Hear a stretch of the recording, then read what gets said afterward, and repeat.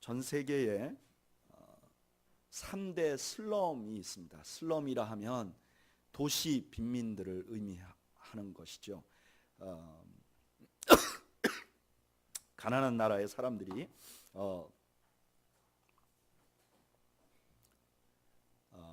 이렇게 시골에 살다가 너무 가난하고 어려우니까 도시로 밀려드는 현상을 우리는 슬럼이라고 합니다. 그런데 이 슬럼, 세계적으로 큰 슬럼이 3개 있는데, 필리핀의 톤도라는 곳이 있고, 남미 브라질의 호시냐 파벨레라는 곳이 있고, 아프리카 케냐의 키베라라는 곳이 있습니다. 저는 이번에 그 케냐와 키베라와 더불어 케냐의 키베라와 더불어 그 인근의 가장 가난한 도시 빈민들의 모습을 보고 왔어요. 가보니까 진짜 가난의 극치가 있더라고요. 제가 잠시 영상을 담아왔는데 한번 보실까요?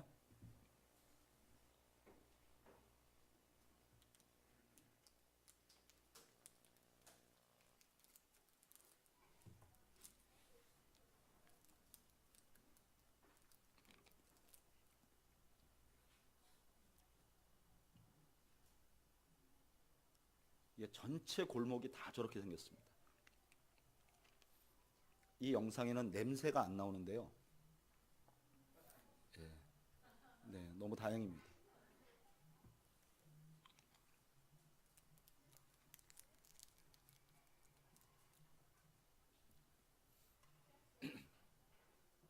저보고 건너가라고 지금 저렇게 얘기하는데.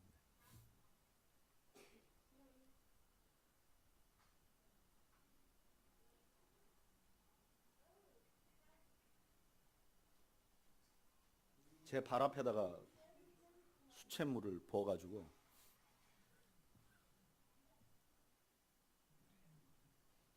여기 들어간 집입니다.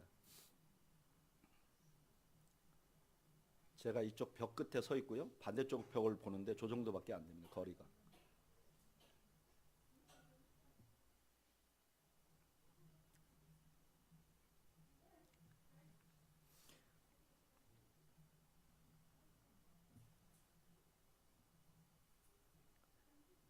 저 마을의 전경을 볼 수 있는데요.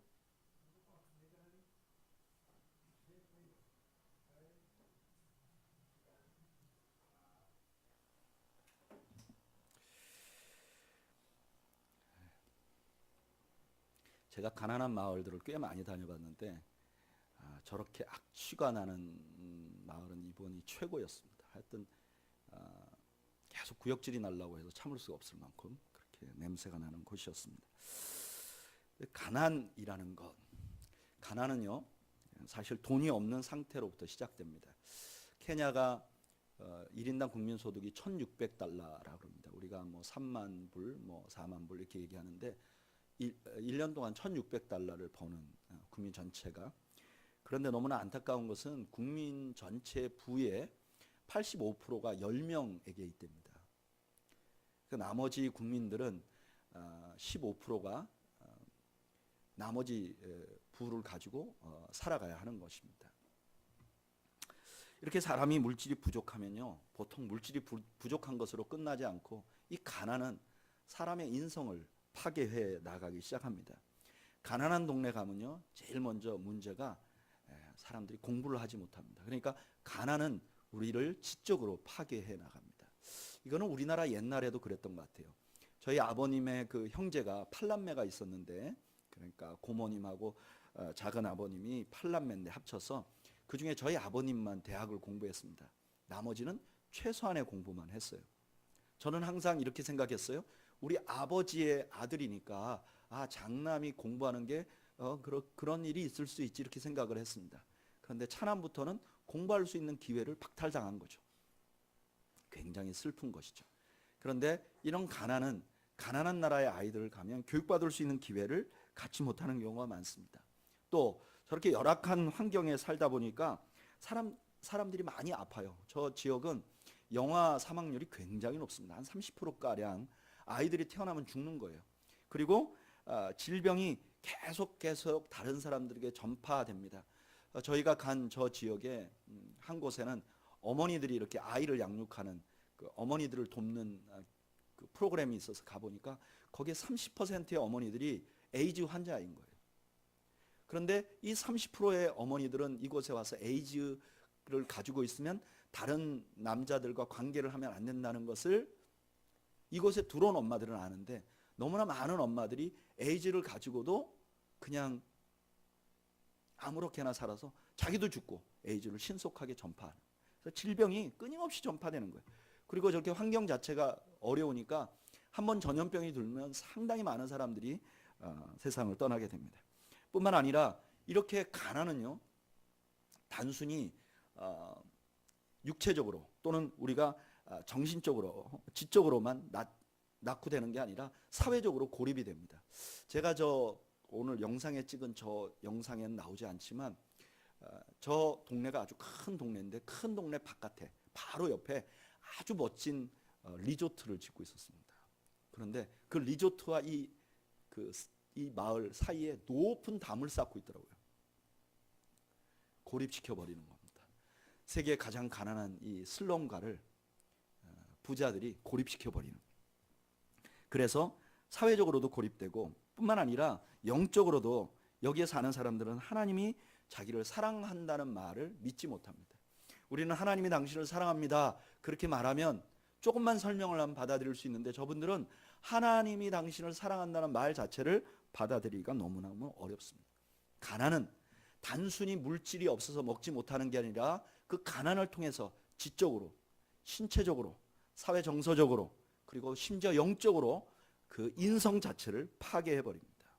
그래서 그 가난은 급기야 사람이 사람답게 보이지 않도록까지 만드는 데 이르게 됩니다.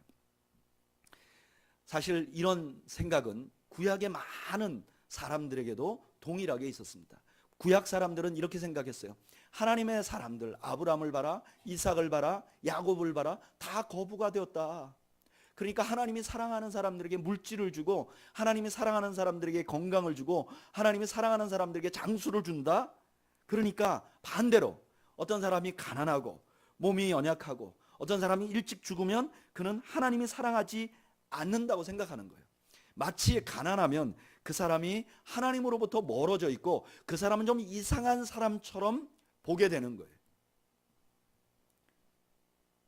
심지어 저희 같이 이렇게 가난한 사람을 돕는 기관, 혹은 그 가난한 지역을 함께 가서 보고 그들을 돕기 위해서 간 분들도 가난한 사람들을 볼 때 오해의 눈으로 보는 경우가 얼마나 많은지 몰라요.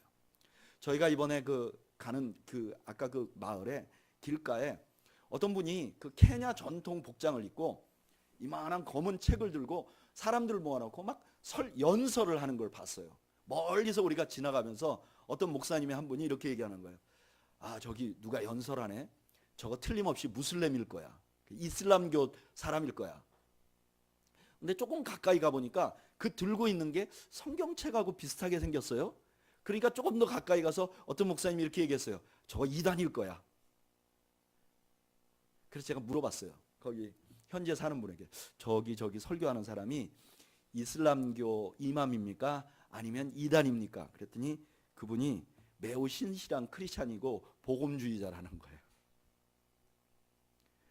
분명히 그분은 신실한 크리스찬이고 복음주의자였는데 남루한 옷을 입고 그 케냐 전통 복장을 입고 전도한다는 이유로 심지어 한국에서 가신 목사님들에게 저 사람은 아마 이슬람교 사람일 거야, 하나님 안 믿는 사람일 거야, 이렇게 생각하는 거죠.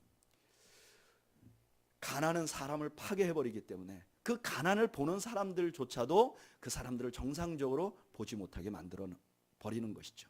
그런데 오늘 본문에 보면 우리 주님은 그렇게 말씀하지 않으셨어요. 오늘 본문을 한번 다시 읽어볼까요? 누가복음 6장 20절 읽어보죠. 시작. 예수께서 눈을 들어 제자들을 보시고 이르시되 너희 가난한 자는 복이 있나니 하나님의 나라가 너희 것이미요. 아멘. 예수님께서 설교를 하시는데 제자들이 많이 몰려왔어요. 그런데 그 제자들을 보시고 예수님이 이렇게 말했어요. 너희 가난한 자는.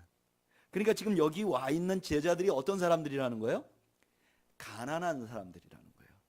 여러분, 우리는 오늘 현재 한국의 눈으로 가난하다는 걸 봅니다. 그래서 가난하다 하면 브랜드 없는 옷을 입거나 가난하다고 하면 좋은 아파트에 살지 못한다고 생각을 합니다.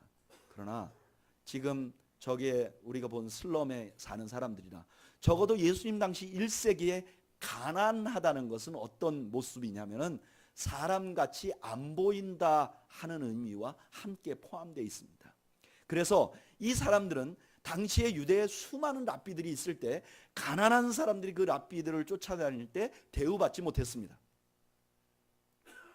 그런데 오늘 예수님은 머리가 헝클어지고 더럽고 몸에서 냄새가 나고 사람답게 보이지 않는 그들을 향해서 이렇게 말합니다.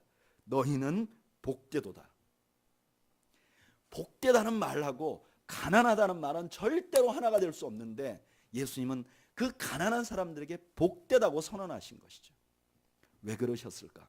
왜 예수님은 가난함에도 불구하고 그들에게 복되다고 선언했을까? 왜냐하면 저를 따라하시죠. 예수님이 그들에게 관심을 가지고 계시기 때문입니다. 그들이 복된 이유는 지금 예수님이 그들을 향해서 제자라 부르고 있기 때문에, 그들을 제자 삼아 주었기 때문에 그들이 복된 것이죠. 여러분, 예수님은 처음부터 가난한 사람들에게 관심이 있으셨어요. 예수님이 이 땅에 오셔서 첫 번째 설교한 내용이 누가복음 4장 16절 이하에 나와요. 한번 읽어볼까요? 누가복음 4장 16절에서 21절까지.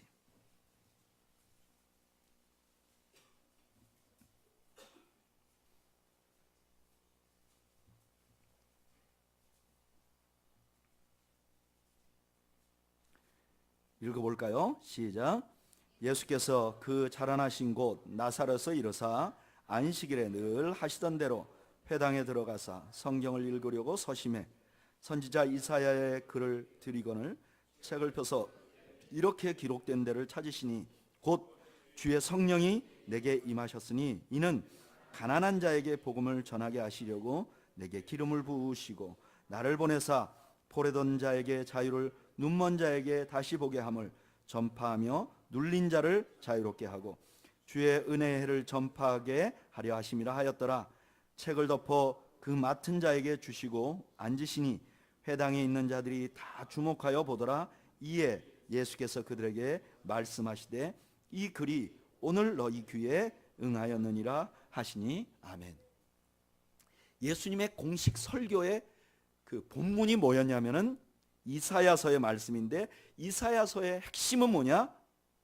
주의 성령이 내게 임하였으니 이는 가난한 자에게 복음을 전하게 하시려고.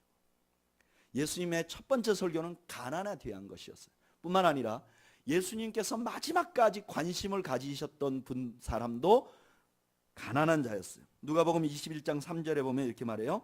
이르시되 내가 참으로 너희에게 말하노니 이 가난한 과부가 다른 모든 사람보다 많이 넣었도다. 예수님께서 성전에서 그 헌금궤 앞에 앉아서 헌금 넣는 것을 보시고 그 중에 가난한 과부가 자기의 전 재산을 넣는 것을 보신 분이세요. 예수님은 가난한 사람들에게 관심이 있으셨어요. 왜 예수님이 가난한 사람들에게 관심이 있었을까요? 이유는 하나님께서 가난한 사람들에게 관심이 있으신 하나님이시기 때문에 그래요. 여러분, 하나님은요 부자들의 하나님이 아니세요. 하나님은 가난한 자들의 하나님이시기도 해요. 하나님은 부자라고 버리지 않으세요. 동일한 이유로 가난한 자라고 버리지 않는 하나님이시라는 것을 믿으시는 여러분들 되시기를 바랍니다. 구약 성경을 보면 끊임없이 하나님은 가난한 자들에 관해서 관심을 가지고 계세요. 레위기 19장 10절에 보면 이렇게 말합니다. 내 포도원의 열매를 다 따지 말며 내 포도원에 떨어진 열매도 줍지 말고 가난한 사람과 거류민을 위하여 버려두라. 나는 너희의 하나님 여호와이니라. 가난한 사람이 가난함에도 불구하고 복이 있는 이유는 하나님이 그들에게 관심을 가지고 있고 우리 예수님께서 그들에게 관심을 갖고 있기 때문에 그래요. 여러분 잊지 마세요. 하나님은 우리가 무시하고 우리가 아무렇게나 보는 그 사람들에게 관심을 가지신 하나님이시라는 사실을 잊지 않는 여러분들이 되시기를 주님의 이름으로 축원합니다. 하나님의 관심이 거기 있었기 때문에, 예수님의 관심이 거기 있었기 때문에 예수님께서는 제자들에게 가난한 사람들에게 관심을 가지라고 끊임없이 말씀하셨어요. 마가복음 10장 21절에 보면 예수님 앞에 부자 청년이 옵니다. 그 부자 청년은 율법을 다 지켰던 청년이에요. 그런데 그 율법을 다 지켰던 그 부자 청년에게 예수님이 뭐라고 말씀하셨는가? 예수께서 그를 보시고 사랑하사 이르시되 내게 아직도 한 가지 부족한 것이 있으니 가서 내게 있는 것을 다 팔아 가난한 자들에게 주라. 그리하면 하늘에서 보화가 내게 있으리라. 그리고 와서 나를 따르라. 예수님께서 그를 따르려고 하는 제자에게 말씀하신 것이 가난한 사람을 기억하라는 것이었어요. 그렇기 때문에 초대교회 성도들에게 아주 중요한 사명이 있었는데 그게 무엇인가? 갈라디아서 2장 10절이 알려줘요. 한번 찾아볼까요? 갈라디아서 2장 10절.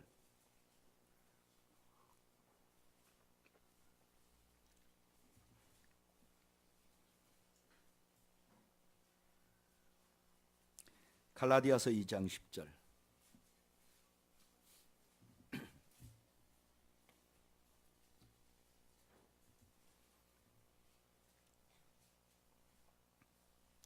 갈라디아서 2장 10절.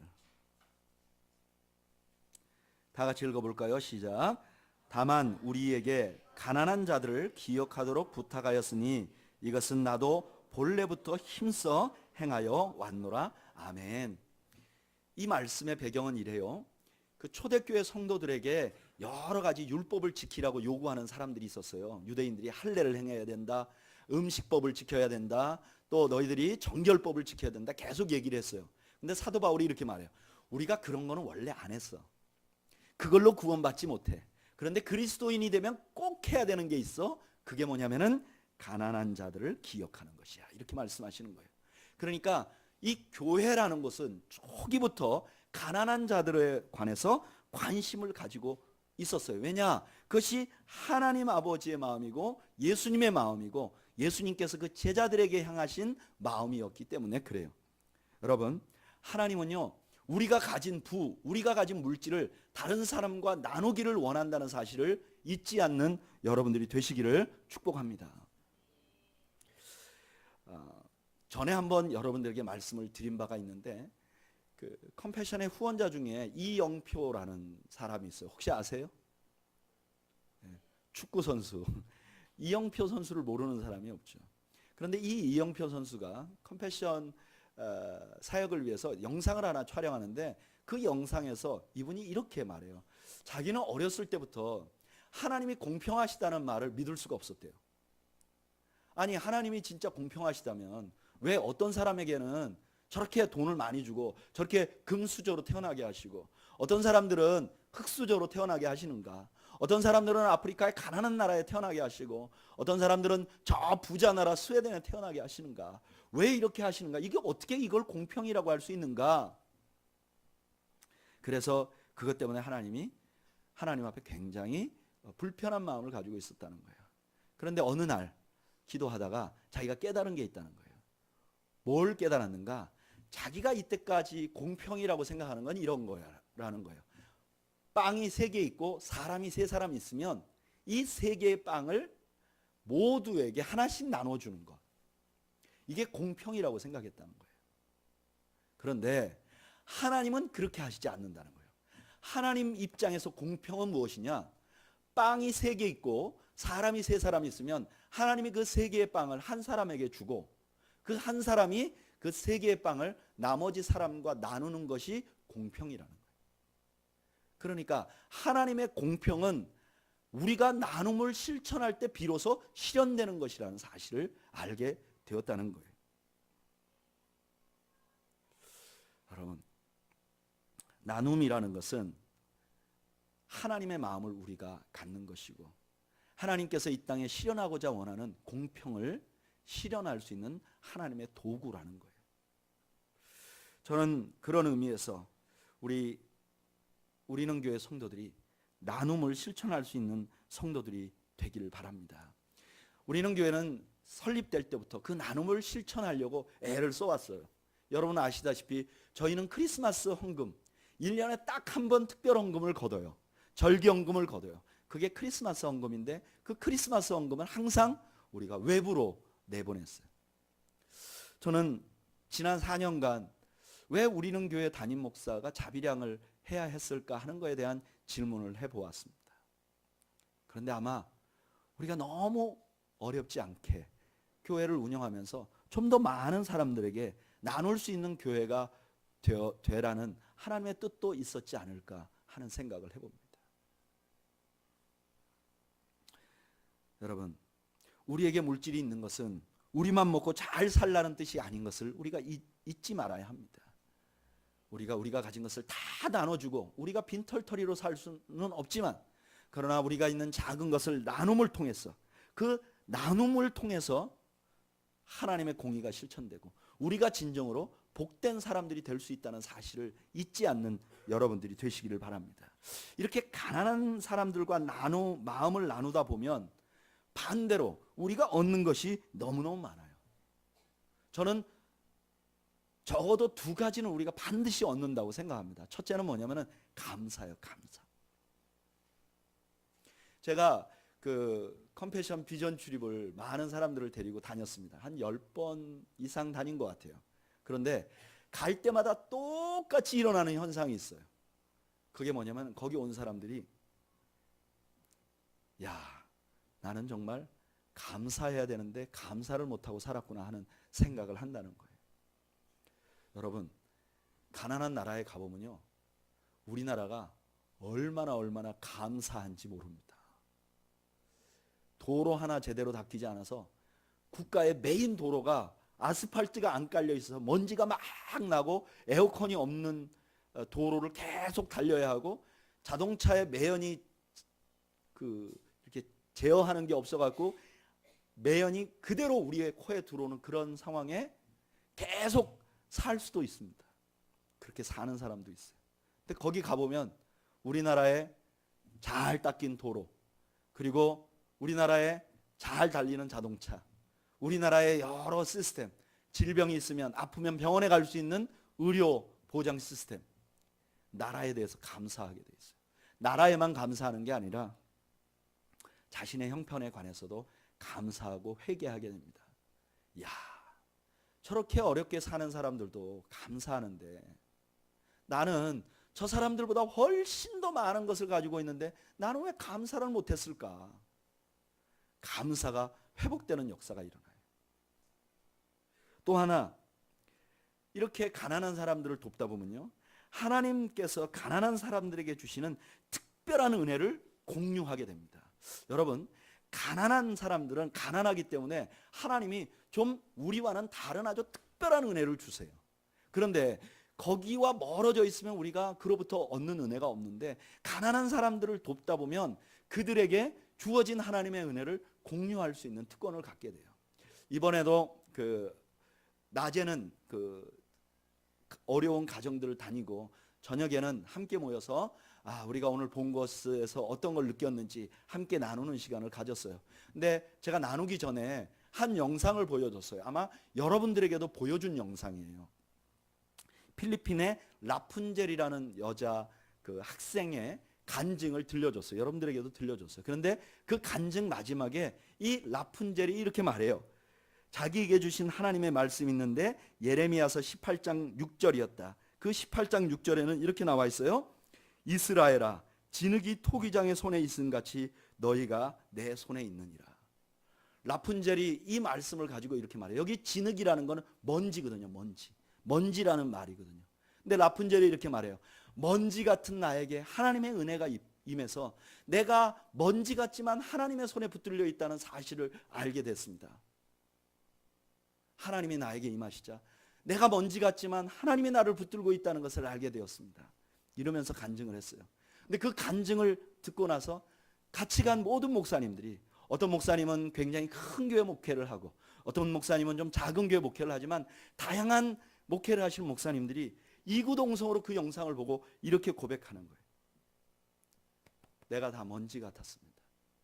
내가 얼마나 가난한 집에서 태어났고 내가 얼마나 부족한 사람이었고, 그런데 하나님의 은혜가 임해서 내가 지금 이 자리에 있습니다. 여러분, 아주 큰 교회 목사님이 아주 작은 교회 목사님 앞에 그렇게 고백하는 건 굉장히 어렵습니다. 반대로 아주 작은 교회 목사님이 큰 교회 목사님 앞에서 자기가 얼마나 가난하게 자라났는지 고백하는 게 쉽지 않습니다.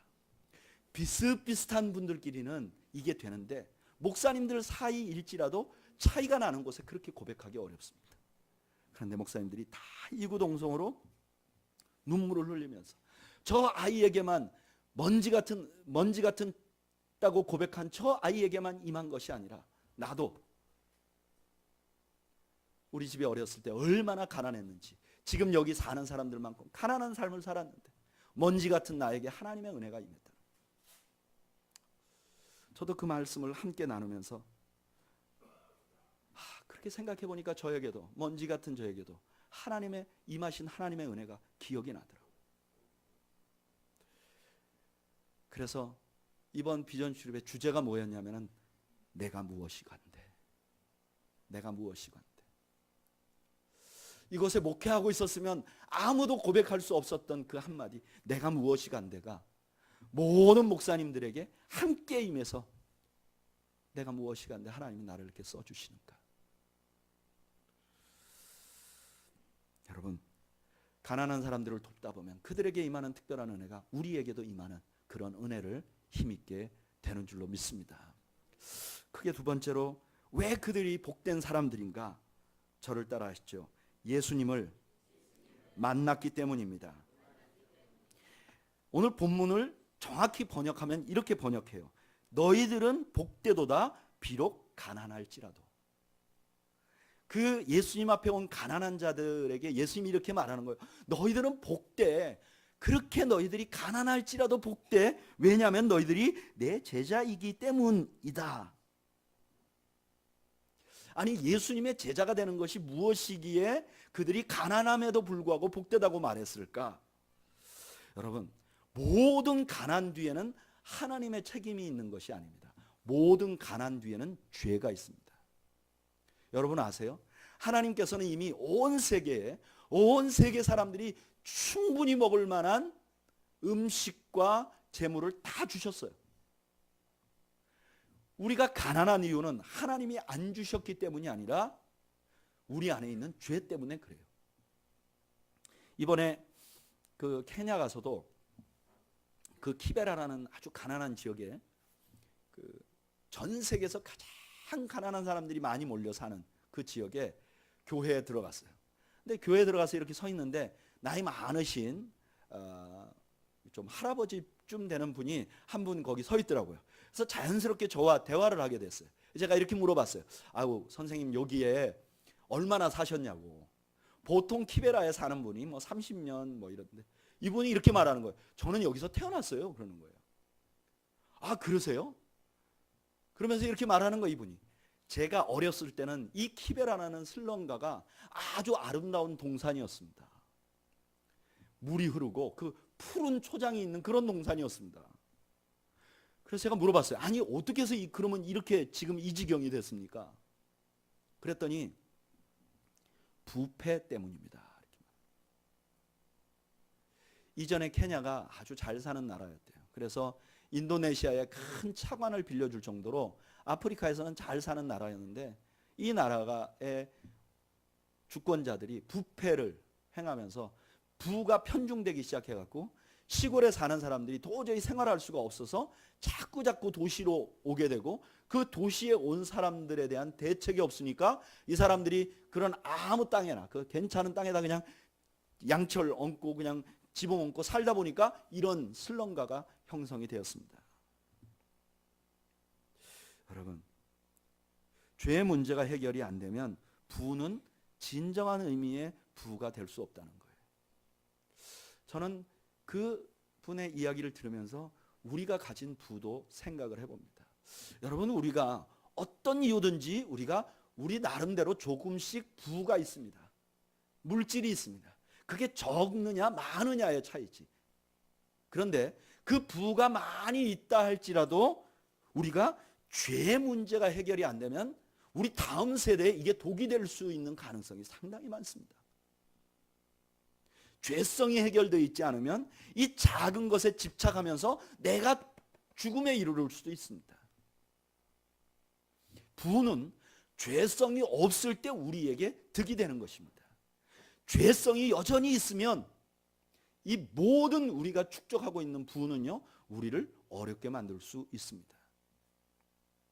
그런데 문제는 로마서 3장 23절에 보면 이렇게 말해요. 모든 사람이 죄를 범하였음에 하나님의 영광에 이르지 못하더니. 이 세상 모든 사람들이 죄 안에 있다는 거예요. 그러니까 우리 모든 사람들은 둘 중에 하나예요. 돈이 있는 죄인과 돈이 없는 죄인, 둘 다 사형수인 거예요. 뿐만 아니라 우리의 죄가 그대로 있다면 케냐가 부한 나라였지만 죄 때문에 가난하게 빠졌듯이 우리 모두가 우리 세대 혹은 우리 다음 세대에 또 가난해질 가능성이 있는 거예요. 사실 가장 불쌍한 사람들은 자기가 가진 물질 때문에 자기가 부유하다고 속고 있는 사람들입니다. 요한계시록 3장 17절에 보면 이런 말씀이 있어요. 내가 말하기를 나는 부자라 부유하여 부족한 것이 없다 하나 내 공고한 것과 가련한 것과 가난한 것과 눈먼 것과 벌거벗은 것을 알지 못하는도다. 이 말씀은 라오디게아라는 지역에 있는 교회에게 주님이 하신 말씀이에요. 라오디게아, 이 지역은 상당히 부유한 도시였어요. 그런데 하나님 말씀하신 거예요. 영적으로 너희는 결코 부유하지 않다. 너희들이 돈이 많지만 부유하지 않다. 그러나 반대로 가난은 내가 가난한 사람이라는 것을 인지하게 만들어줍니다. 그리고 그 내가 가난한 사람이라는 것을 인지하는 순간에 우리를 진정으로 부유하게 만들어줄 대상이신 예수 그리스도를 찾게 돼요. 여러분, 이 땅에 우리를 진정으로 부유하게 만들어주실 분은 예수님밖에 없습니다. 고린도후서 8장 9절에 이렇게 말씀하세요. 다 같이 한번 찾아 읽어볼까요? 고린도후서 8장 9절.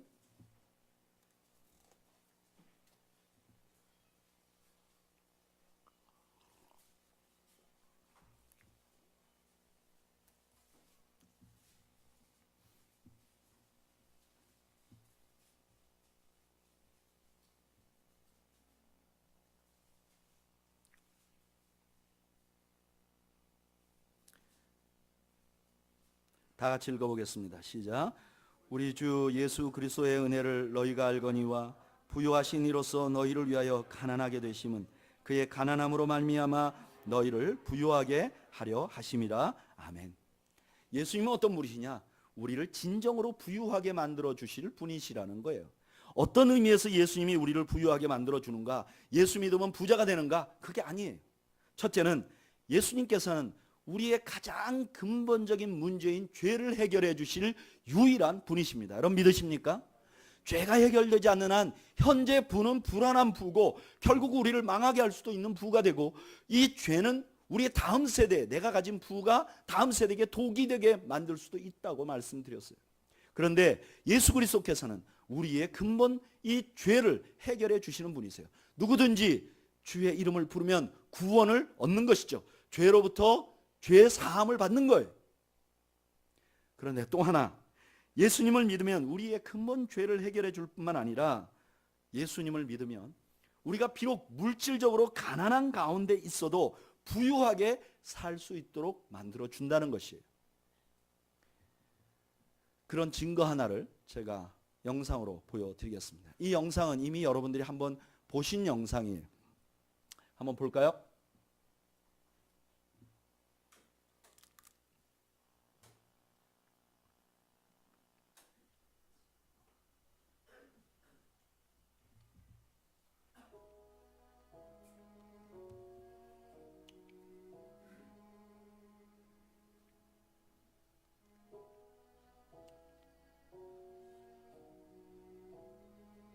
People left their rural homes and came to the capital city searching for employment. The only place they could find was a settlement area slums.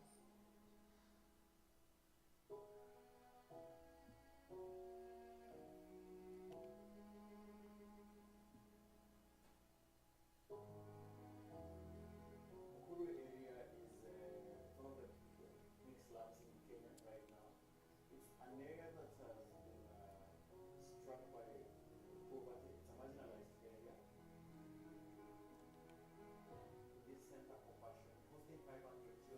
we started from this community. The compassion has an influence in this community in a big way.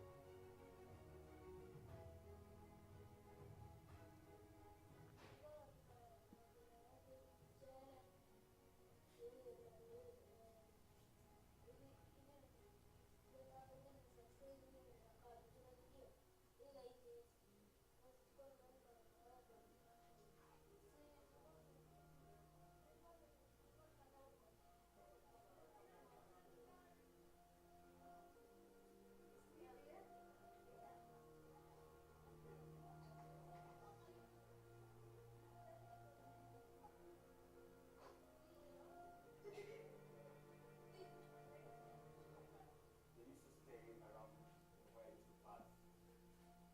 Home is better than even home because they could spend a day without food, but in the evening they would get something to eat. They would get home money and they would get a few coins. At home they would stay for 2 days, 3 days with nothing to eat. They're exposed to harsh living conditions, even people just harassing them because they felt that they are a threat.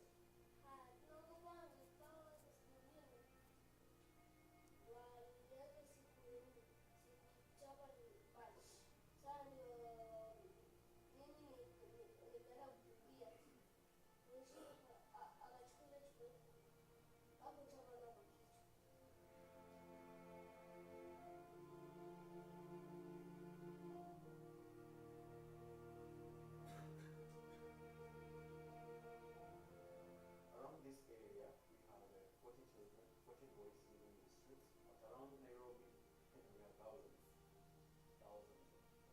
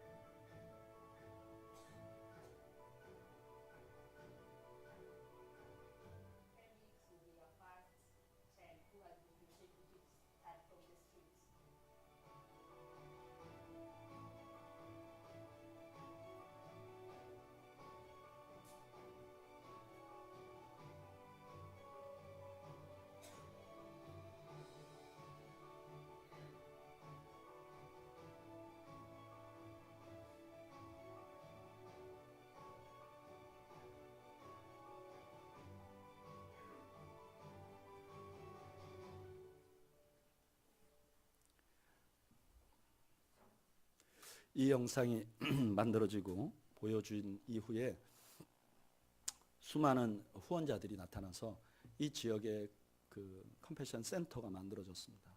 이번에 제가 가서 거기 봤고, 이 영상을 보고 수많은 후원자들이 저 아이를 내가 후원하고 싶다고 경쟁이 붙었습니다.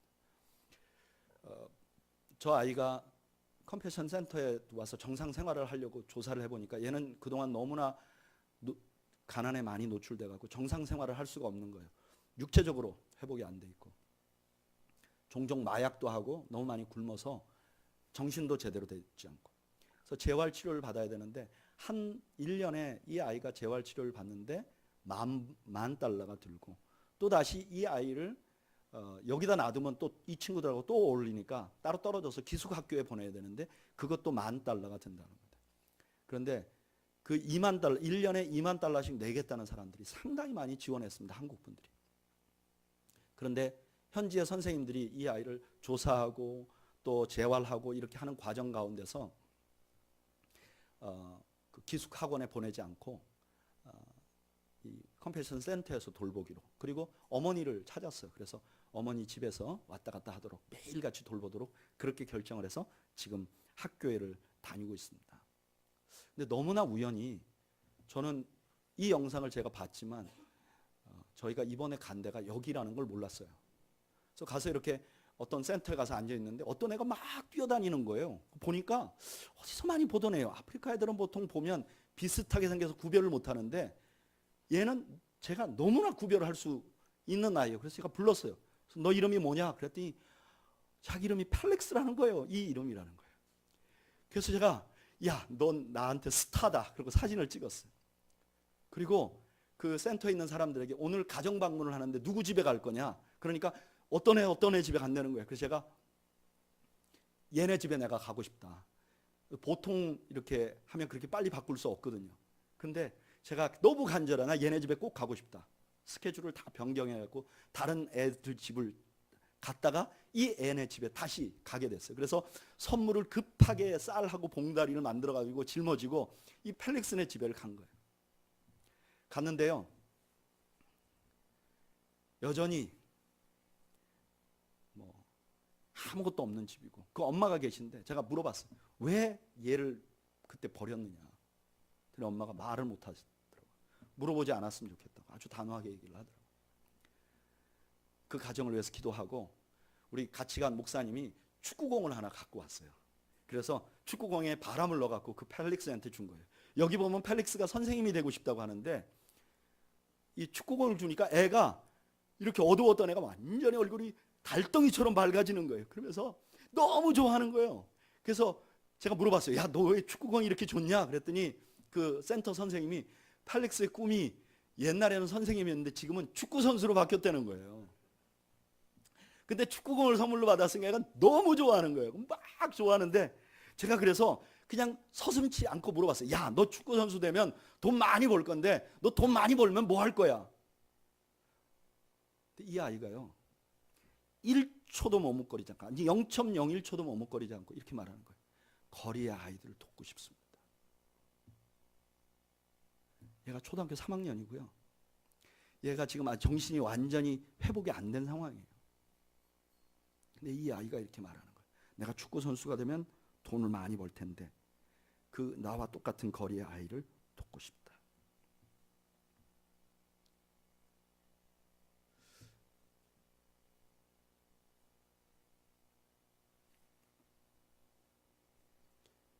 저는 제 눈에는 안 보였지만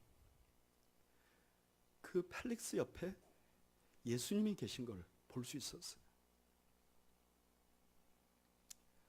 지난 11일 동안 저는 케냐의 가장 가난한 동네 가서 가장 가난하고 열악한 사람들을 보았습니다. 그런데 제가 본 것은 가난의 열악함을 본 것이 아니라 그 가난한 동네에서 그곳에 그 사람들과 함께하면서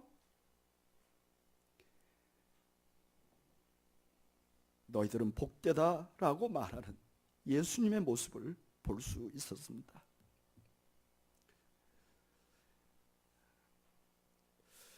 다녀오면서 저는 두 가지 소망이 생겼습니다. 첫째는 나는 우리 인흥교회 성도들도 이곳에 다 가보면 좋겠어요. 케냐까지 가는 데는 350만 원 정도 듭니다. 갈 수가 없어요. 그리고 위험하니까. 그런데 가까운 필리핀은 150만 원 정도 듭니다. 저는 우리 인흥교회 성도들이 이 주님이 함께 하시는, 가난과 함께 하시는 현상, 주님이 어떤 분인지, 우리가 믿는 주님이 어떤 분인지를 다 볼 수 있기를 축복합니다. 이 일에 여러분들 모두가 좀 다녀오면 좋겠어요. 경제적으로 어려운 분들은 교회에서 후원하더라도 모두 가서 주님이 어떻게 가나안 가운데 역사하시고 그들 가운데 역사하시는 주님을 여러분들도 함께, 저와 함께 보는 은혜가 있기를 바랍니다. 또 하나의 소망은 저는 그 가나안 가운데 임하는 하나님의 은혜가 우리는 교회 성도들에게 임하기를 간절히 소원합니다. 사실 우리는 교회 성도들 가운데서도 경제적으로 어려운 과정을 지나가는 분들이 있어요. 우리 교회가 크지 않기 때문에 여러분들의 개인 살림과 여러분들의 개인 환경을 많이 압니다. 어떤 분들은 절대적으로 어려운 분들도 있고, 어떤 분들은 내가 써야 될 물질보다도 내가 버는 물질이 적어서 어려운 분들도 있습니다. 나는 그런 여러분들의 삶에도 주님의 부욕해 하시는 역사가 일어나기를 소망합니다. 뿐만 아니라 절대적인 빈곤은 없지만 상대적인 빈곤이나 혹은 영적으로 너무 헛헛해서 마태가 말하는 것처럼 심령이 가난하게 되어 있는 분들이 있다면 나는 그분들에게 이 펠릭스에게 찾아가신 예수님, 가난한 그 동네 젊은이들에게 찾아가신 그 예수님께서 여러분들의 삶에도 찾아가셔서 위로하시고 회복하는 역사가 일어나기를 주님의 이름으로 축원드립니다. 저는 십자가 설교가 아니면 설교하지 않기로 작정했는데 이번 주일만은 제가 가나안에 대한 설교와 가나안 가운데 역사하시는 주님에 대한 말씀을 꼭 전하고 싶었습니다. 왜냐하면 우리도 가나안 가운데 역사하시는 그 주님의 도움이 필요한 사람들이 많기 때문에 그래요. 한번 이 시간 기도할까요?